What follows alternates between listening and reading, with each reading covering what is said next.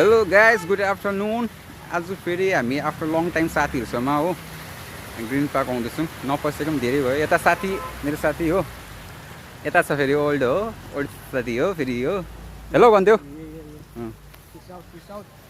हामी चाहिँ आज धेरै दिन बादमा भेटेको नि त, त्यही कारणले गर्दा आज जाउँ न भनेर साथीहरूसँग चाहिँ यहाँ जोरथाङमा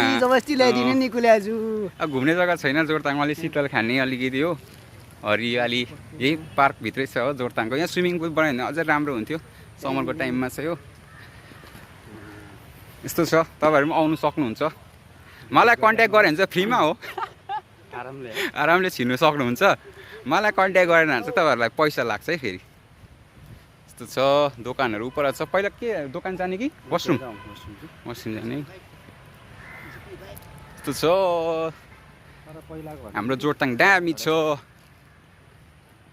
अझै स्विमिङ पुलहरू हुनुपर्थ्यो। यो जग्गामा चाहिँ मैले फाइदा के देखेँ भने चाहिँ यस्तो त्यो पार्क पानी खेल्नुभन्दा चाहिँ नि यहाँनिर स्विमिङ केटाकेटीको एक साइड ठुलोको एक साइड बनाइदिएको चाहिँ दामी चल्थ्यो जस्तो लाग्यो म।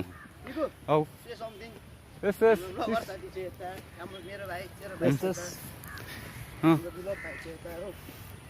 दुईजना पनि आउँदैछ हो भिडियो गर्दै हेर्नुहोस्। हामी तिनजना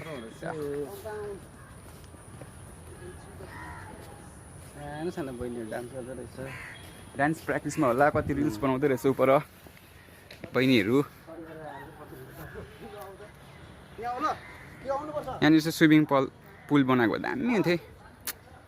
हाम्रो गाउँमा माथि देख्छ सालगाडी, यो गाइस सालगाडी। वेस्ट सिक्किम यता पर्यो। बहिनीहरू डान्स गर्दै रहेछ, रिल्स बनाएको होला बिचरा बहिनीहरू घाममा।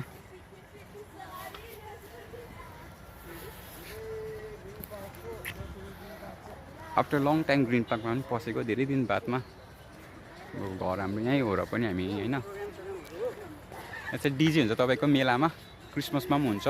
तपाईँको क्रिसमसमा पनि हुने कुरा छ र मेलामा त अलवेज हुन्छ। सक्नुहुन्छ आउनु। दिन मजाको भइदिरहेको छ, घाम लागिरहेको छ। वेस्ट बेङ्गाल पट्टि यता दार्जिलिङ। Okay by guys.